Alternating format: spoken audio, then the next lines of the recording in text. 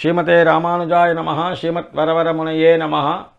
இப்பொழுது நாம் இன்று அனுபவிக்க இருக்கக்கூடியது திருவாய்மொழி 10ஆம் பத்திலே 4ஆம் திருவாய்மொழியை அனுபவிக்க இருக்கிறோம். சார்வே தவ நெறிக்கு தாமோதரன் தாள்கள் அப்படிங்கிற ஆச்சரியமான ஒரு பதிகத்தை அனுபவிக்க இருக்கிறோம். ஆழ்வார் பொதுவாகவே தாமான தன்மையை விட்டு பெண் தன்மையை எய்து பேசக்கூடிய பாசுரங்கள்லாம் அத்தியாச்சரியமாக ஏற்கனவே நடந்தேறியது. முதல் பத்திலேயே 4ஆம் பதிகமான அஞ்சிரைய மடனாராய் அழியத்தாய் நீயும் நின் அஞ்சிரைய சேவலுமாய் ஆவா வெண்ணன கருளி அதிலேருந்து தொடக்கமாச்சு. இதுக்கு இப்போ கீழ்ப்பதிகம் இதுக்கு முன்னாடி பார்த்தோம் இல்லையா, இந்த கீழ்ப்பாசுரம் பதிகம்னு சொல்கிறோமே, அதாவது 10ஆம் பத்து 3ஆம் திருவாய்மொழி மேல்மருதோளினை மெலியுமாலோ, அதோட பெண்மைத்தன்மையில் பேசக்கூடிய விஷயங்கள்லாம் முடிஞ்சு போச்சு. இனிமே தலை காட்டாது.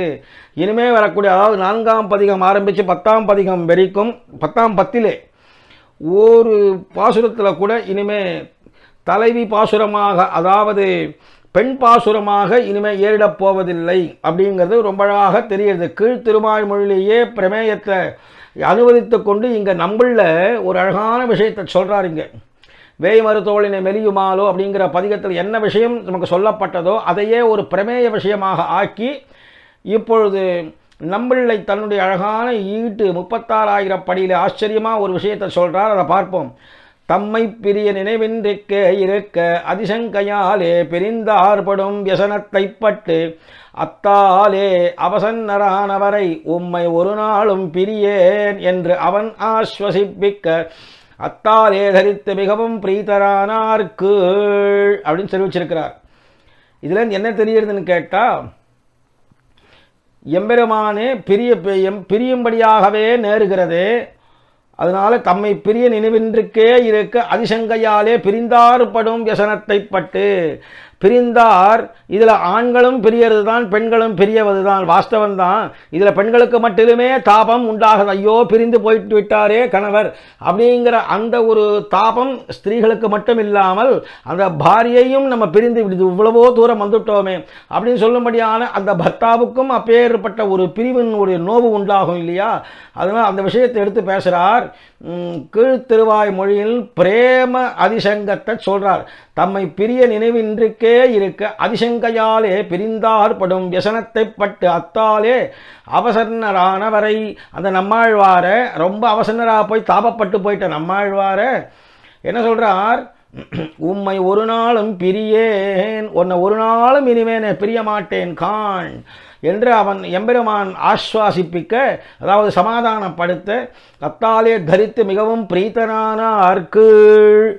அதனால் ரொம்ப இதனால் இந்த விஷயத்தை தெரிஞ்சுண்டு ரொம்பவும் பிரீத்தி அடைஞ்சிட்டாராம் நம்மாழ்வார் அப்படின்னு சொல்கிறார். அதுக்கு போன பதிகத்துக்கு உண்டான 93வது பாசுரத்திலையும் சுவாமி மணவாள மாமுனிகள் 106 சொல்லும்போது, தன்னை இன்னும் பூமியிலே வைக்குமென சங்கித்து மால் தெளிவிக்க தெளிந்த மாறன் அப்படின்னு ரொம்ப அழகாக அருளி செஞ்சார் இல்லையா. அதுபடியே ஆழ்வார் தம்முடைய அதிசங்கை நன்னா தொலைஞ்சு போகும்படியாக பண்ணிவிட்டாராம். இப்போது எம்பெருமான் அப்படி பண்ணினான். இனி நமக்கு பரமபத பிராப்தியில் சந்தேகமே இல்லை அப்படின்னும்படியாக துணிஞ்சு சொல்கிறார். இப்போது அதாவது பேரு தப்பாதென்று துணிந்திருக்கை, துவயத்தினுடைய விஷயத்தை சாதிக்கும் பொழுது முமுட்சுப்படியிலே துவயத்தினுடைய விஷயத்துக்கு முதல் சூர்ணையிலே பிள்ளலோகாச்சாரிய சாதிக்கிறார். பேரு தப்பாதென்று துணிந்திருக்கை பேற்றுக்கு தொரிக்கை அப்படிங்கிறாருங்க. பேற்றுக்கு தொரிக்கிறதுன்றது போய் இப்பொழுது சுவாமி நம்மாழ்வாருக்கு பேரு தப்பாதென்று துணிந்திருந்தார் அப்படின்னு துணிஞ்சு போய் திருவாய்மொழியாக இந்த மகாசாஸ்திரத்துக்கு செய்ய வேண்டியதெல்லாம் ஒன்றே ஒன்று தான். என்ன செய்து தலை கட்டத் தொடங்குகிறார் அப்படின்னாக்கா, பிணக்கரவை சார்வாக நிகமித்து அப்படின்னு ஆச்சாரிய ஹிருதயத்தில் சொன்ன பிரகாரம் ஆதியில் பிறருக்கு உபதேசம் பண்ணி பக்தியெல்லாம் எடுத்து சொல்லி இப்படி நீங்கள் இப்படி தான் இருக்கணும் அப்படிங்கிற விஷயத்தை பக்தி பலத்தோடே சேர்ந்தபடியே சொல்லி இந்த இடத்துல விஷயத்தை சொல்கிறார். அதாவது விபீஷண ஆழ்வான் ராவணனை குறித்து உபதேசம் பண்ணான். அந்த உபதேசங்கள்லாம் ராவணனுக்கு உபயோகப்படலை. விபீஷண ஆழ்வானுக்கு உபயோகம் எப்படிப்பட்டதுன்னா, எம்பெருமான் இவரை பற்றி விபீஷண ஆழ்வான் இப்படியெல்லாம் ராவணனுக்கு உபதேசம் பண்ணினானே, எப்பேற்பட்ட மகான் என்று அவனுக்கு பலிச்சதோ பலிக்கலையோ, அதாவது ராவணனுக்கு பலிச்சதோ பலிக்கலையோ, உபதேசித்தவருக்கு பெருமாள் பக்கத்தில் ஒரு பெரிய பிராவண்யம் உண்டாயிடுச்சு. விபீஷணன் மேலே பெரிய பிராவண்யாதிசயங்கள்லாம் உண்டாகி அதனாலே அது கனத்து போய் விபீஷண ஆழ்வானுக்கு பேற்றுக்கு காரணமாக அமைஞ்சது. உறுப்பு ஆனா போலே நம்மாழ்வாரும் பரோபதேசம் நிறைய பண்ணி அது ஜனங்களுக்கு உபயோகப்படுமோ படலையோ, உபயோகப்படாத போனாலும் எம்பெருமானுக்கு நம்மாழ்வார் மேலே பிராவண்யாதிசயம் ஏற்பட்டு இப்படியெல்லாம் உபதேசித்தார் என்று சந்தோஷப்பட்டார். அதனால் அவருக்கு அதுவே ஒரு உடலாக ஆகி சபலமாயிடுத்து. எதுக்காக? சாட்சாத் பேரு தப்பாது என்று துணிந்திருக்கிறதுக்கு ஒரு காரணமாக அமைஞ்சது அப்படின்னு நிகமிச்சு சொல்றார் இந்த இடத்துல. இங்கே ஒரு பிள்ளானுடைய நிர்வாகத்தை அதனுடைய சங்கதியை ஈட்டில் எடுத்து சொல்றார். நீ பசுமைக்க போக வேண்டா என்றவாறே அதில் தவிர்ந்தேன் என்றான் எம்பெருமான் அப்படிங்கிறார். நீ பசுமைக்க போக வேண்டாம் நம்மாழ்வார் சொல்லும் போதே சரி நான் தவிர்ந்தேன், இனிமே போகலைன்னு சொல்லிட்டான் பெருமாள். தவிர்ந்தேன் என்றான் எம்பெருமான். அந்த பெருங்குணத்தில் ரொம்பவும் ஈடுபட்டு இவன் பக்தி சுலபன் அப்படிங்கிறத நிச்சயித்து அது ரொம்ப அழகாக எடுத்து பேசுகிறார். பக்தி சுலபன் அப்படிங்கிறத இங்கே மட்டும் இல்லை, முதல் 10 3ஆம் பதிகத்தில் 10 அடியவர் கிளியவன் பிறர்களுக்கு அறியவித 10னா பக்தி. அந்த பக்திக்கு சுலபனாக இருக்கிறதுனால தான் எத்தினம் உரலினோடு இணைந்திருந்து ஏங்கிய வெளிவே என்று சொல்லும்படியாக அதில் சுவடை ஏற்பட்டு வயிற்றிலே தாமத்தாலே உதரத்தில் கட்டிடத்தாலே அந்த சுவடு இருந்து தாம உதரன் தாமோதரன்ற திருநாமத்தோடே எல்லா இடத்திலும் வளைய வந்தானாம் எம்பெருமான். அவனுடைய திருவடிகள் தான் நமக்கு சார்வாக அமையும் அப்படின்னு காட்டுறார் இந்த இடத்துல. அந்த சார்பு தான் இங்க எடுத்து பேச. சார்வே தவநெறிக்கு தாமோதரன் தாள்கள் கார்மேகவண்ணன் கமல நயனத்தன் நீர்வானம் மண்ணெறி காலாய் நின்ற நேமியான் பேர் வானவர்கள் பிதத்தும் பெருமையானே.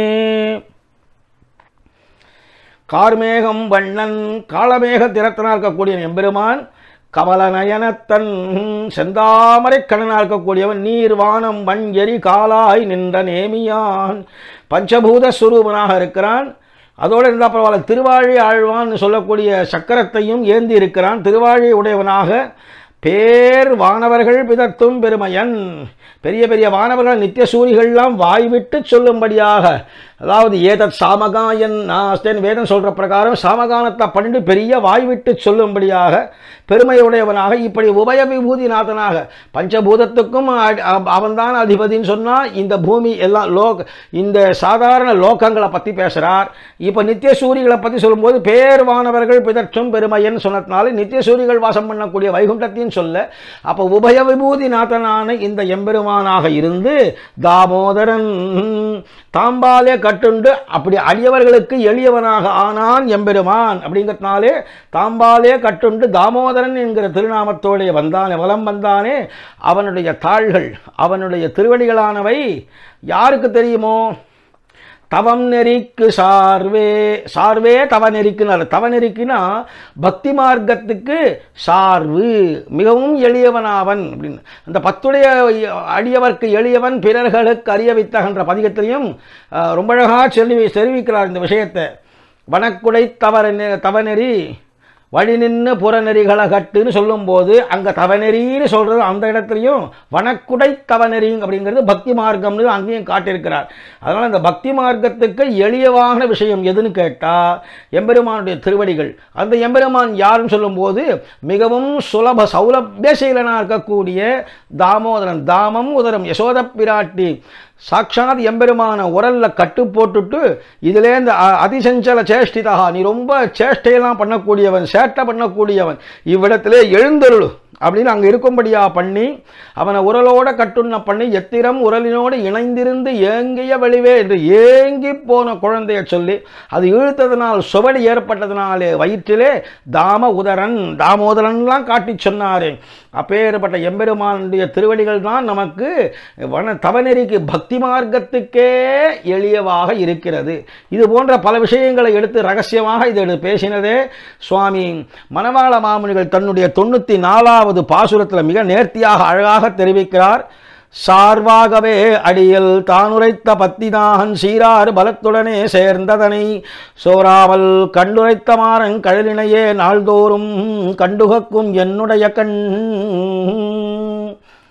ரொம்ப அழகாக தெரியும். சார்வாகவே அடியில் தானுரைத்த பத்திதான், அடியில் கீழே வீடுமின் முற்றத்தில் வீடுமின் முற்றமும் வீடு செய்து உம்முயர் வீடுடையானிட வீடு செய்யுமினே அப்படிங்கிற அந்த அடியில் கீழே எல்லாருக்கும் உபாதேயமாக, சார்வாகவே எல்லாருக்கும் உபாதேயமாக, ரொம்பவும் எளிமையாக இருக்கக்கூடிய விஷயத்தை உபாயமாக எம்பெருமானுடைய திருவடி இருக்கு அப்படிங்கிறது தான் உரைத்த பக்திதான், தம்மாலேயே அருளி செய்யப்பட்ட பக்தியானது. அவரே தான் அந்த உக்தியெல்லாம் எடுத்து சொல்லியிருக்கிறார். நம்மாழ்வாரே வீடுமென் முற்றமும் வீடு செய்கின்ற பதிகத்தில் எல்லாருக்கும் உபாதேயமாக இருக்கக்கூடியது எம்பெருமானுடைய திருவடிதான்கிறத தம்மால் அருளி செய்யப்பட்ட பக்தியானது பிரபத்தியாகிற சிறந்த பலத்துடனே சீரார் பலத்துடனே சேர்ந்ததனை, பிரபத்தியாகிற சிறந்த பலத்துடனே சேர்ந்தபடியே என்ன பண்ணார்? கண்டு நன்றாக அறிந்தார், நோக்கி பார்த்தார் என்று சொல்லும்படியாக. நோக்குதல் வேறே, சாதாரணமாக பார்த்தல் வேறுனா. இப்போ நோக்கி பார்த்தார் சொன்னோம்னா நன்றாகவும் பார்த்தார், ஆராய்ந்தும் பார்த்தார் என்று சொல்லும்படியாக அந்த கண்டு அப்படின்றார். அறிந்து, நன்றாக அறிந்து தெளிந்து என்ன சொன்னார்? சோராமல் உரைத்தா, ஒன்றும் குறையாமல் அருளி செய்த, ஒன்று கூட விடாமல் நமக்கு எல்லாத்தையும் அள்ளி கொடுத்த சுவாமி நம்மாழ்வார். மாறன் ஆழ்வாருடைய கழலினையே திருவடி இணைகளையே நாள்தோறும் தினந்தோறும் அப்படின்னு சொன்னால் இதில் இரவு இல்லை பகல் இல்லை, கங்குலும் பகலும் என்று சொல்லும்படியாக, காலை இரவு என்று சொல்லும்படியாக சதா சர்வ காலமும் என்னுடைய கண்கள் கண்டு உகக்கும். மாறனுடைய திருவடிகளையே கண்டு உகக்கும், கண்டு கழிக்கும், எப்படி வேணா எடுத்துக்கலாம். உகத்தல் கழித்தல் எல்லாமே சந்தோஷம், ஆனந்தம் உண்டாகிறது தானே. ஏன்னா நம்மாழ்வாருடைய திருவடியில எம்பெருமானார், அதை பார்த்து என் கண்கள் கழிக்கும் அப்படிங்கிறார். நமக்கும் அதுதான். அந்த எம்பெருமானாருடைய திருவடியை பற்றின்றதுனாலே நம்முடைய மணவாள மாமுனிகளுடைய திருவடிகள் நமக்கு உகக்கும் என்று சொல்லும்படியாக அத்தியாச்சரியமாக அமைச்சு கொடுத்திருக்கிறார்.